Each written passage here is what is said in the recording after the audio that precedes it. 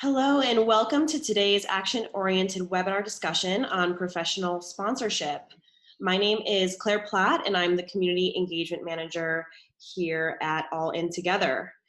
Today, we are so excited to be joined by Caroline Wanga, who is the Chief Diversity and Inclusion Officer and Vice President of Human Resources at Target Corporation, as well as Kim Strong, who is the former Vice President of Diversity and Inclusion at Target Corporation, as well as the founder and CEO of Strong Connection. Caroline and Kim are going to spend some time sharing their story of successful professional sponsorship and talk about how they are prioritizing advocacy and impact in their professional roles and beyond. At the end of their discussion, we'll reserve some time for audience questions, so please type your questions into the Q&A box or comment on Facebook, and we will gather questions at the end of the conversation. You can also join the conversation by following along with us on Twitter, Facebook, and Instagram. All right, without further ado, Caroline and Kim, I will now turn it over to you to give our audience some background on your individual stories, how you became connected in a sponsor-sponsee relationship, and how you're prioritizing impact in your workplace and beyond. Thanks so much for joining us today. Hi, everyone. This is Kimberly Strong. I'll say again, I just want to honor to be a part of this call, as well as I'm on the a board advisor for All In Together as well. So it's just really honored to be here. And I'm physically with Caroline, so it's always great to catch up and see her as well. One of the things is about my background. I was with Target over 28 years and always definitely was an advocate for women, but something about Caroline, when I met her, I think it was 10 years ago, and I actually was, I saw her and I just saw something in her and knew that down the road, I was going to plan for her to be my backfill when I decided to move on. And I was real intentional with it. And I think that's a key word of people who advocate or sponsor women in whatever avenue, that you have to definitely be intentional with it. It just doesn't happen on its own. And one of the things is I really put in a plan in place of how I saw Caroline and different experiences that she needed to have in order to lead an organization like Target in their inclusion and diversity efforts. So I was just really made sure. And one of the key things is I told her. I think sometimes people just do it behind the scenes, but when you tell someone, I think it does make a difference, because then you really can work together on the plan. So I think that was part of the secret sauce in making it work. So one of my things I like to make sure with people, like if you're sponsoring someone in whatever avenue, make sure you let them know. And that's what I did in my professional career, as well as in my own business now, sponsoring startup entrepreneurs, female startup entrepreneurs, and really being an advocate for them and getting them out there and exposure. So, but that's one of I would say, the key things. And I'll turn it over to Caroline. Hey, everyone. Glad to be with you here today. More important, to be with somebody that I have grown to love and admire. I'll pick up where Kim left off, which is this. I remember the day, and Kim has heard this story before, that Kim told me she was my sponsor. We were at a D&I event that she had played a role in inviting me to, a supplier diversity event. And I remember she walked up to me and she was like, "Caroline, I'm your sponsor." And like, if I would have had a thought bubble, it'd have been like, huh? Like, what does that mean? I don't understand. And it wasn't a negative feeling. It was just, I didn't know. Nobody had ever declared sponsorship with me. I wasn't in a place in my career where I like automatically understood what that was. And the reason why I share that story is because I would say that part of Kim has a gift on connecting people anyway. So like, she does it better than most. But even in the role of sponsor, I think what I appreciated the most about Kim is, whether or not I understood why she was signing up to be my sponsor, she did the work to act as a sponsor. So that even if I couldn't quite put my hands around it, she talked about being intentional, but like behaviorally, and Kim still does it to this day. She'll be like, "You need to be here. You need to be here. You need to talk to this person. Here's why. Here's where you need to be." And so a sponsor really takes ownership of navigating the person they're sponsoring to wherever it is either the person wants to go or they're trying to get them to. And often those who are sponsored may not have experienced it before. And so if you're going to play that sponsor role, intentionality is what Kim said, 100%. And it's intentionality around either your joint mission or as a sponsor, because of one of the things that defines a good sponsor is you have access, privilege, level, insight that allows you to see things that maybe the person you're sponsoring can't see, and strategically help the person you're sponsoring get into places they need to be based on what you have visibility to that might be different from what they have visibility to. Yeah, and sometimes with that comes trust. It has to have a lot of trust, because there are certain things that sometimes I couldn't give Caroline all the information just based on sometimes level and area, that she just had to trust that, hey, I got your back, and just, you know, talk to this person or maybe decide to think about this particular idea. So a lot of trust has to be in that relationship. And it's not just about aspiration, right? Like Kim, long before I'd identified myself, she had identified myself as her backfill. And then there came a point where I actually articulated that being of interest, and she was helpful as I discussed that as well and then made it happen. But it's also about the watch outs, right? So yes, there is one of the differences between sponsors and mentors is sponsors are really about, they can be a mentor too in terms of the role, but the sponsorship behavior is about helping you get to whatever your destination is through the access, privilege, exposure level they have. Like that is the primary difference between the two, is a sponsor has the ability to create that path. And so that is a big part of it. But the other thing that I think was a part of just Kim and I's continued relationship that still continues now is watch outs. So if she's sitting in a talent conversation, hypothetically, and there's somebody who had a perspective on me that I needed to make sure that I resolved, because I may not know that that was the impact, or it may have been misinterpreted, or I've talked to her about that event and the other person involved isn't talking about it the same way, there's a role of watch out that a sponsor plays. It's not about speaking for you, but it is about being, hey, Caroline, remember you said it was really important to you that so-and-so thought greatly of you. I was in a talent conversation. Here are the things that I think that person needs to hear. Or here's a place where what you said might have been misinterpreted. You need to circle back and go here. Or here's a place where I resolved it. I'm just letting you know that I resolved it. And so it isn't just about what are your aspirations and career advancement. It's also about the right amount of kind of protective insight so that the things that may not be going well don't get in the way of the things that should be going well. Yeah, thank you both for sharing kind of your individual stories and how you got introduced to this wonderful sponsorship, sponsee relationship. I would love to hear more about how your relationship with one another kind of opened doors for each of you to create broader impact in your workplace, and how sponsorship can be a tool to really empowering individuals to bring impact into their place of work. I'll be happy to start, and then Kim, you can pick up from there. So this is extremely like tangible and real. Mm-hmm. So Kim's perspective on me and plan for me is something that over time she gave me clarity into, but it was strategic about when she gave me clarity into those things, right? Because she had decided that from a sponsorship perspective, she saw the future in me that I may not have even seen in myself at the moment, right? And as she mentioned, there's trust. But one of the things that happened as a part of that is at the point that Kim had kind of said, I think that Caroline could be my backfill. I think that Caroline could play the role that I'm in.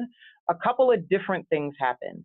Kim on her own, without like my particular personal involvement, looked at the operating model of the D&I function and looked at an opportunity for me to have the ability to learn under her, by helping to create a role that gave me the safety of learning this job underneath her while she's still in it, versus a lot of times people don't always get to have the incumbent of a role be there while they're learning that role. And for me, if you want to connect that to sponsorship behavior, again, Kim at her level within the HR organization and within Target had the power to create a role. She took the right partners, but like I couldn't create a role. But Kim could. And what I will tell you in hindsight is that the ability to spend a year and a half, almost 2 years under Kim learning this job, and then Kim owning, being really intentional and focused on introducing me to the D&I industry, connecting me to people who even to this day will come up to me and say, Kim told me to take care of you and watch you. right? Which is a love statement, by the way. So making sure that at the point that I would transition into the role, that I had an opportunity to sit underneath her in a little bit of a safer space to learn the work, connect to the industry, and be ready is a really prominent example of what like it looks like for sponsors to act their role, do what they need to do for individuals who may not understand it. And to this day, I appreciate the ability of being able to learn under her, because that's not something very many people get to do, period. But she made that decision as a sponsor to do that and to articulate that she felt like I was her backfill, which then helps everybody else understand that that's the thought and get in line to support that. And I remember when my boss at the time in HR, when I was a generalist in HR, came to me, I was supposed to go and be a generalist in our California market. That was the intentional plan. I wanted to do mergers and acquisitions. And so my boss had gone to a talent planning conversation, and I was expecting to hear back on what the plans would be for California. And so my boss called me that night, and she's like, hey, we talked about California. Here's the plan. Here's when you're going to get there. And then she was like, but I got one more thing for you. There's a diversity and inclusion director job open, and the HR generalist leadership team unanimously supports you to do that. Kim was not in that meeting. That was the HR generalist leadership team. But what I do know is me ending up being the discussion in that room for this job was about the work and the groundwork that Kim had put forth before that.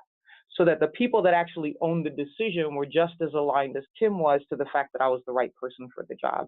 That doesn't happen accidentally, right? That is years and effort of framing up what is the right thing for Target, what's the right thing for me, what's the right thing for Kim, what's the right thing for work, and then strategically putting it into action based on what she knew about the HR ecosystem and structure that would help get me there in the right way, that would set me up for success.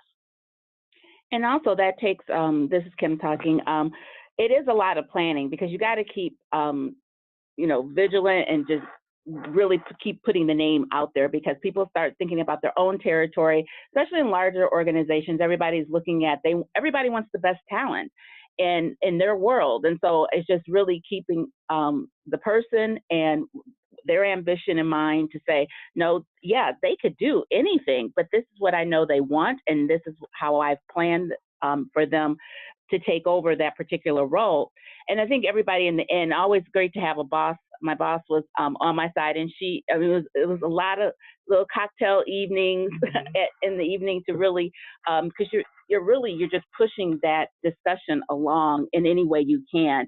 Once you find that talent and you know who you want to have in that role, and then it becomes so clear that, like Caroline said, it's so obvious that everybody they thought they came up with the idea themselves. Yeah. Everybody started claiming Caroline. I was like, I know the real deal, but no, that's the fun part of the plan. But it is hard when you got to start with great talent. I think in any of the organizations, that out there, who the great talent is, and just fight for them. And sometimes if they're not going to be right there, you might have to strategically get them out of another area to get into your area, but just really fight for them. And when you're at the table, and now I say you have a seat at the table, you got to use that platform and use your influence to make sure people are hearing what you're saying about that person. Yeah, I think the piece I would add to what Kim said as she was talking is, especially when you're in an organization and they're discussed as high potential talent, as Kim discussed, it actually may be an unintended consequence that people don't want to give them away, right? Because like HR probably would have loved to have kept Caroline and kept her in the generalist line. And Kim, how long did you work at Target total? 28. 28 years. I've been at 14.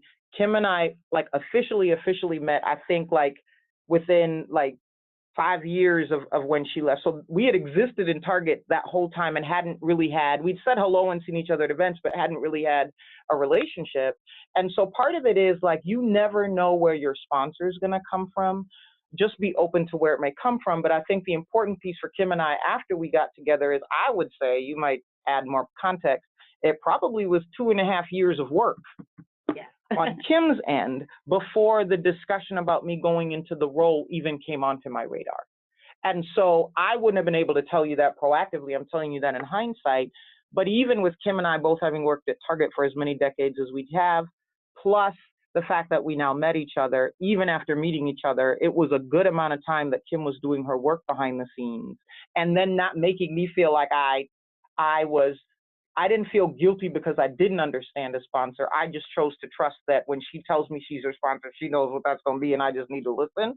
That then led us to here. So I would just use that to set the tone for the timing to destination, whatever the goal may be, is not going to be instant gratification. But Kim's word trust, I think, is what's most important, which is when she told me I was her sponsor, I didn't understand what that meant because I'd never had one, but I knew I trusted her, and I just sat under her teaching and allowed her to just get from me whatever information she needed from me and give it to her with trust and talk her through what I'm doing, not knowing what she's going to do with it, is what got us here. If I would have over prioritized intellectually trying to understand what a sponsor is and needed a like roles and responsibilities document and all of that stuff, it would have made it entirely too formal to work. This is about a relationship with somebody who has chosen to support you. Your role as somebody being sponsored is to share what you're experiencing. Their job is to help you put it together to determine how you define a goal and destination. Awesome. And Caroline and Kim, I would love to hear more about how you continue to create impact either at Target for you, Caroline, or Kim, now that you've moved on, how you're prioritizing impact within your professional role beyond your relationship with one another, and how you carry that forward, Caroline, after having received such a successful sponsor, and how you're trying to carry that forward with young women like yourself. Here's what I would tell you. It's not past tense. Like, the only thing that's different now is our paychecks aren't written by the same company. Like, that's literally the difference, right? Because as Kim has moved into other parts of her career with strong connection and like kind of investing in companies, helping people find role, like all of this work that is now Kim's company is still a place where she's doing work, operating in the way that she wants to. I know for a fact that like Kim's connection to me did not change after she left Target. And so the behavior that she demonstrated in keeping her eyes open, giving me advice on stuff, helping me see around the corners on things I didn't see, checking in on me to make sure that I'm okay, offering her help where I need it, still plays out to this day. I guess ELC is one of the things I'll use as an example, which is the Executive Leadership Council, that is an organization that is trying to advance the number of African Americans in corporate C-suites on a corporate boards of directors. I know ELC. I've been a part of their programming for a really long time. There was a point in time within Target that I was eligible to come be a part of ELC. So as that became a thing that was new, Kim has been involved with ELC for a really long time. So as I was trying to figure out how I want to navigate that, she still was a person who said, okay, Caroline, like, understand what you're signing up for when you become a part of ELC. Know, like, how you want to make impact. And so she still played a role in advising me through a goal in the same way she has going forward. She still plays a role in helping keep me focused on perspective, understand what's happening around the corners to help me be successful. She brings me into places and spaces where I need to be. I bring her into places and spaces where I think she could be helpful. And so there is nothing about the interaction that changed because our paychecks are written by two different places. It's still the same. And I think the message in that is, if it's real, it doesn't need a common workplace to exist. And one of the biggest things I've learned from Kim is my personal and professional kind of development group and network is mostly people that don't work at Target. And I think that's something that I've learned from Kim and benefited from Kim because she's a master connector of people. I'm an introvert who would rather go to bed than go to a happy hour. And so what Kim has been for me is a person who helps me prioritize what connections I need to have, because my natural energy wants to throw up at the idea of going to meet a whole bunch of strangers. So Kim helps me go like, okay, here's the 3 people, or this person's going to be at this event. Here's why you need to talk to them. Or, hey, I heard about this. You should think about this. And it helps me manage my energy as an introvert, but still make the connection. And if Kim didn't know that about me, then I might be in a place where I'm just exhausting myself trying to meet 1,000 people versus meeting the people that are important for me to meet for many reasons. Would you add anything? No, I think that, like you said, the relationship has not changed. And I think on my end, what it helps is, you know, people have heard like it's really a reverse mentorship now because of, you know, Caroline understanding really the new cutting edge things that are coming out, especially in corporate America. I can't keep all on top of all of that. So she definitely has been helpful with, you know, making sure I understand what's new. And then again, now with me helping female startup businesses, you know, I'm trying to, you know, introduce them to powerful women in the business area as well. So she's been really helpful with that. And so that's how I continue to leverage my sponsorship outside of Target. And still, like I said, with Target, like I said, nothing's changed. I'm always going to be a friend of Target. And Kim's my person, right? So this is a great example about like this particular event and the other All In Together event. I have a criteria I use for where I show up to speak. We all do in these jobs. I did this because Kim said. And it wasn't Kim said from a forceful perspective. It was like, this is my pay it forward. This is my thank you. That if I only agnostic of not having any other relationship with All In Together on the prioritization list, this may or may not have made the list. Kim, who helped me get to where I am, asks me to do this, and it's a yes no matter what. It's a make it work, right? Because I recognize in hindsight how much of her own capital she expensed on me by choice.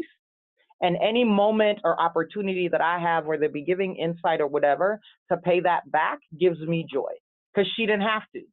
There's a ton of people at Target that she could have put under her wing. And by the way, Kim has 1,000 people under her cape. Like, don't mistake that, right? I'm one of many, and I'm just fine with that. I guess I can share her with other people. But like in hindsight, like I wish I would have known more about how to leverage Kim because I miss her even more now within Target. She's still connected, but like the capital that Kim Strong has put down for Caroline Longa, the little Kenyan girl, don't touch Kim Strong unless you want to deal with me. Like that's my person. If Kim asks, I'm there. If Kim needs, I'm there. If Kim wants, I'm there. Because that's the piece that I get to do now as gratitude to her.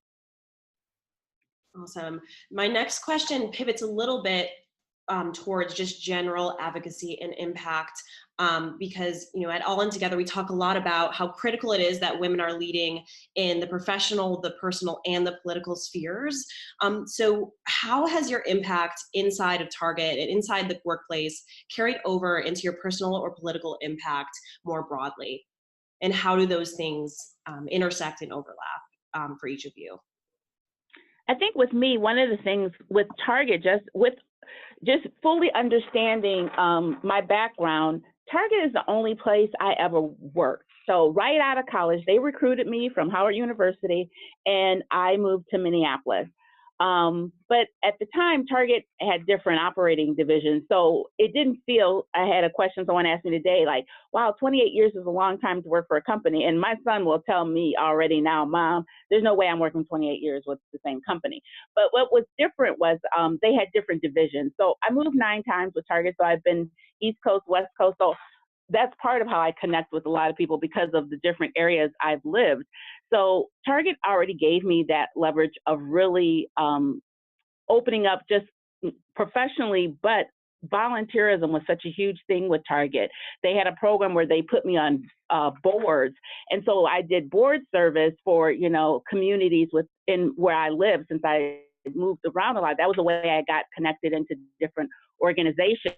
So that's where it did really help open that door. And now I currently live in Georgia, and there's a lot going on in Georgia right now. And I'm definitely playing my role there in terms of making sure, advocating, making sure everybody's registered to vote and different things. So it has come full circle in terms of how I'm, helping. And then again, I always go to helping these definitely very young startup companies and really giving them the leverage because they've never worked in a formal environment in terms of being in a large corporation, or at least not for a long time. And so I can help them with that. So it's definitely has the whole culture of Target has definitely been in my life.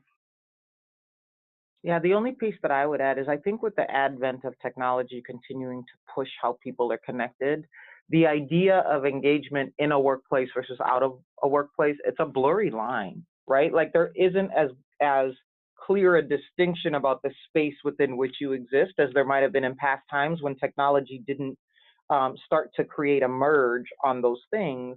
And I would just say again, I think that the brand of Target is something that I am proud to be affiliated with, and Kim is a wonderful ambassador of, but it is just the place where we met. It is not the place where we operate. We operate in relationship between two Black women who are committed to supporting one another to their goals. Like that is the most important thing here. And then yes, from a corporate perspective, you can put a sponsorship label on it.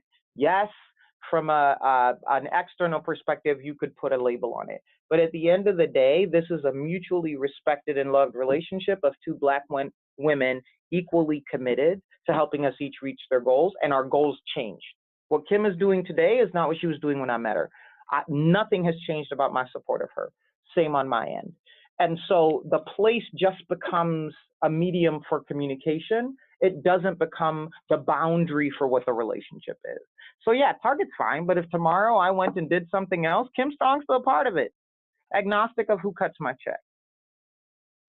And what advice would you give to women who are maybe junior staff without obvious access to a sponsor or to high level decision makers, and how they go about, having a connection to meaning in their work and making an impact in their workplace, but also getting that sort of access? So like, here's what I'd say, and Kim can kind of mention it from like how she looks at talent and picks people. Just do your job well. Like, I think the biggest thing to talk about in sponsorship, which makes it different from mentorship, a person can play both roles, but the role is different, is that sponsors are always looking for you. You heard me talk about like sponsors are at a level, they're at a exposure, they have a certain power and privilege tied to title or other things. Like, your role is to do your job or do whatever you're doing really, really well. You do that, and the people who want to be a part of your journey and help you get to your destination will find you. If you feel like you want a sponsorship and don't have a sponsorship and you want that, I would start by asking yourself, what are you doing in your role? Are you doing it the best that you can? What are you doing with the mentors that you have? What is your message discipline about who you are so people have clarity about what you're focused on? What are the things you're doing to demonstrate that you are open to more than just what you're doing right now? How do you use the informal moments where you get to connect with people at higher levels to make intentional connections versus just becoming like a serial get to know you person that just talks to everybody the same way? There's strategy from wanting to be a person who is picked up by a sponsor that is connected to doing your job really well. First thing, the goal at the end of the day is to stay employed and be really good at what you do. That in and of itself is a magnet for anybody that wants to be a sponsor, because everybody wants to be a part of somebody's victory and they sincerely want to help. You will not get a sponsor to look at you if you ain't doing your job well, because the sponsor's role is to take that to another level. So if the foundation isn't strong, that's probably a place you need to focus. Second, where you get exposure to the people that might sit in your sponsorship kind of like desires, are you planful about how you use those moments? Who's going? What do I know about them? Looking up on LinkedIn. What do I know about what they're thinking about? What is the business strategy they're on? So you can actually strategically navigate how you go interact with people that you want to have exposure to versus just going up to them, shaking their hand and waiting for them to say anything, right? What are you doing to show interest in what they're doing? And then the third piece for me, be clear about where you want to go so that when a sponsor comes to engage with you, you have a clear message on what you are going after from a goal perspective that helps them understand how to help you. Kim, would you add anything? No, I think you've hit on it. And I think really for me, a lot of times it's just, if there's some type of cross task force, cross functional piece is a good way for people to get more exposure and people meeting you. But bottom line is you have to be capable and be able to do the work, because otherwise, I know personally, I would not use my influence and my power on someone who I know can't do the job. So that's the bottom line. You always have mentors who you use to talk through the ugly, the dirty, the whatever, right? This is different. Sponsors are there to help with their leverage, get you there. And so you got to be there already in terms of your potential for them to then decide that they're going to take a bet on you. And as two prominent D&I professionals, how would you both say that you go about prioritizing doing good while also doing well, in your professional role and beyond? I'm trying to think. How do I prioritize? You're right. I mean, there's just always definitely that time is just of the essence because we just never have enough of it, and people always are trying to get with it. I think really just is try to have good partners, people who can help you plan. I can't think of like a real scientific mode of saying how I would differentiate that. It just takes time, and you're going to make mistakes in trying to plan and do all that. But I don't know if I have a really good answer, Caroline. Here's what I would offer from what I've seen from Kim, and then I'll tell you mine. Kim has a natural gifting on connecting people. And because it's a natural gifting, like it's not something that maybe at the all of us in our natural gifts, we don't always put them at the forefront of our mind as a thing, right? Because it's just how we operate. Like when you think about doing good and doing well, Kim Strong has done well and had a highly successful career, but she has never not taken somebody with her on that journey. I think it's Kevin Spacey maybe, or somebody that might have had a quote that said, when you get to the top of the building, your role is to send the elevator back down for whoever needs to get there next. Kim's do well and do good combination is the fact that if she does well and doesn't bring anybody else there, she's not being authentically Kim. Kim's operation and the way that she operates is nurturer, take care of people, connect people, make sure people are equipped to do their thing. That's her do good in the world. That's her purpose. Right? And so it sits right next to each other. My version of that is, if you would have met, even when I first met Kim, like the Caroline Walker you see today is not what this is not what you would have gotten, right? Just from an aesthetic perspective, I was wearing New York and Company cardigans and pants, right? Like just sitting there, not in a negative way, just like everybody else. Going into the job related to D&I, having the air cover that Kim gave me to support me authentically, unlocked an opportunity for me to finish off what it meant for me to bring my authenticity to work. And the liberation of being able to then operate as I am authentically, whether it be aesthetically or in my personality, and be successful in the job is the model that Kim built. That doesn't mean that Caroline and Kim are the same.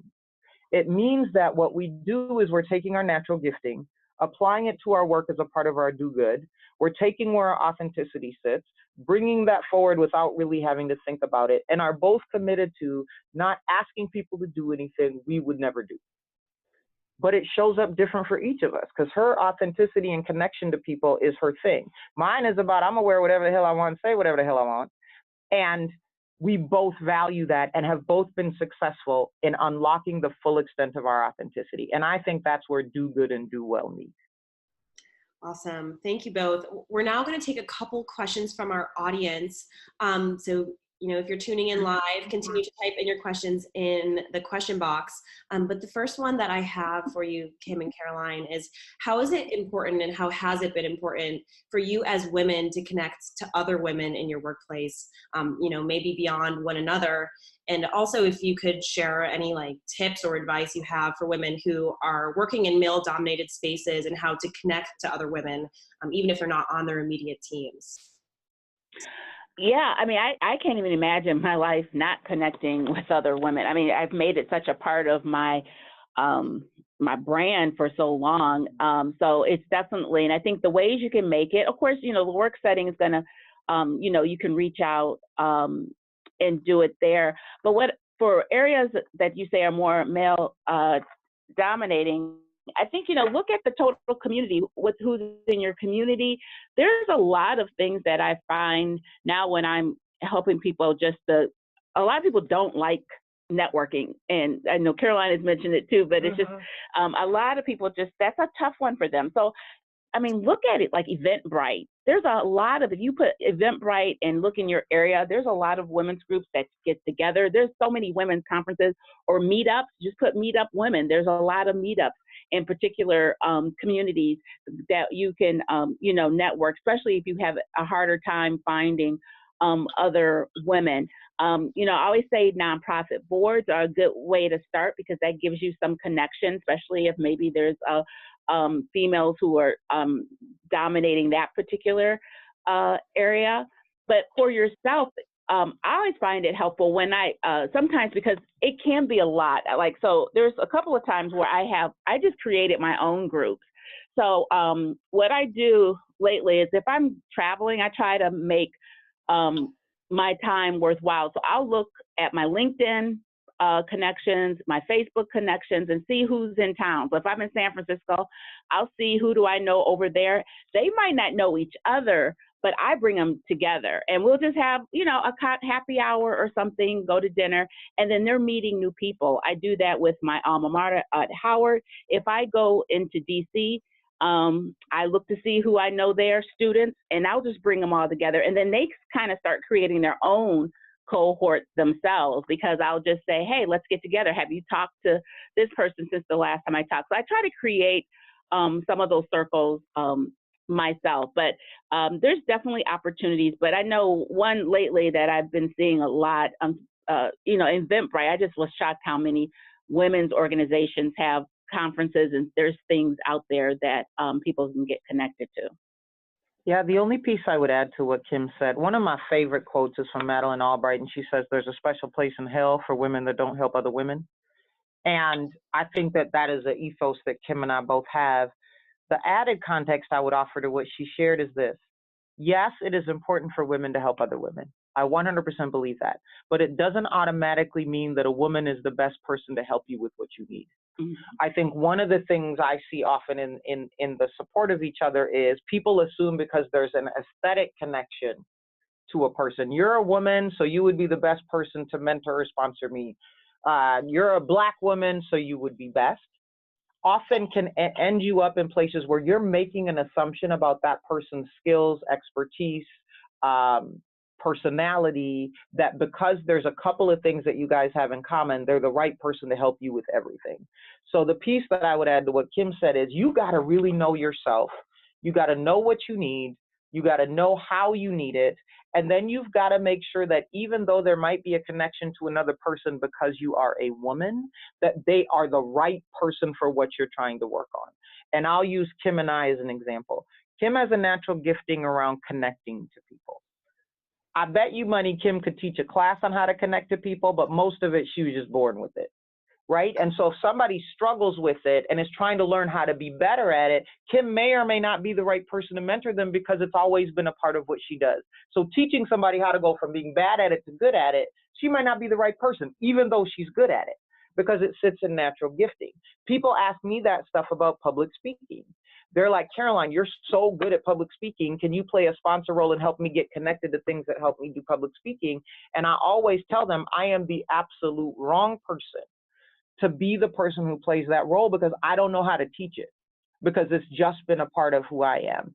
And so people knowing who they are really clearly, what they do well, what they need to work on, what getting better looks like, and then finding the relationship that aligns to what they need versus aesthetically are connected to is critically important, because the relationships that don't work are the ones where you prioritize the connection because you're both Black women in Kim and I's eyes, versus are Kim and I the right two Black women to be connected based on what our mutual goals are. And every woman isn't going to be the right person for what you need, but you got to know yourself so you can make that. And then if it happens to you be a woman, great, but it might be a man, it might be, right, it could be somebody younger than you. It's about what are you trying to work on and who's best versus defaulting to I have to have a woman as a sponsor. Mm-hmm. Okay, we're going to take one more question from our listeners, and it is, what can company leaders do to promote their employees' ability to create an impact within their professional role? Say that question again, Claire. It is, what can company leaders do to promote their employees' ability to create an impact within their professional role? So I'm going to give a little bit of a devil's advocate response to that question, which is this. The company has to stop being at the center of how we define ourselves as professional. Think of a wheel. Often where we are working and how our career is happening becomes the hub of the wheel, right? Where we're working, Target. And then we make ourselves a spoke in that wheel, which means whatever happens to Target then happens to my whole doggone life. Mm-hmm. Part of what we need to do as women is anchor ourselves on our professional journey, our potential in this world. The things we need to do is an independent, standalone exercise, and perspective, that then where you do it is across a variety of things. We over-attach to our job and where we work. And so when that starts to fluctuate, so do we. You have to do the work to be anchored in who you are, what you want to go after, and spend as much time making the company be right for what you're trying to do as much as you're trying to be right for the company. Making sure that I tell people all the time, Target has to compete for me every morning. Every morning. Is this still where I want to go? Is this still servicing what I need? The day where the honest answer to that question is no, I'm done.